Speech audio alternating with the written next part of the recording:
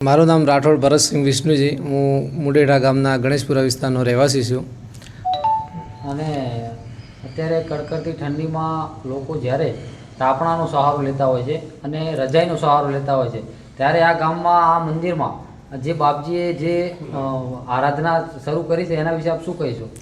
હા, જે રીતે આ તમે વાત કરી કે એક શ્રદ્ધાના પ્રતિકરૂપે એક અહીંયા અમારા ગણેશપુરાની અંદર જોવાલાયક એક માતાજીની શ્રદ્ધા ઉપર એક વિશ્વાસ રાખીને જે અહીંયાના બાપજી છે, જે ગોવિંદગીરી, જે એમને એક મન્નત, એક એમના દિલથી એમને માતાજીને એક મન્નત રાખી હતી કે મારું કાર્ય થઈ જશે તો હું એક વ્રત રાખીશ. તો એમનું કાર્ય માતાજીના આશીર્વાદથી થઈ ગયું છે.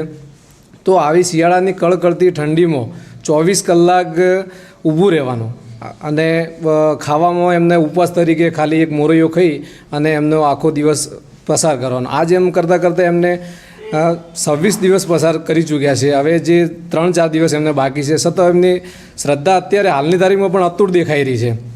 અત્યારે આવી કડકડતી ઠંડીમાં કે જે રજાઈની સહારામાં અત્યારે તકલીફ પડે છે, બહુ કઠિન પરિસ્થિતિ છે ઠંડીના કારણે.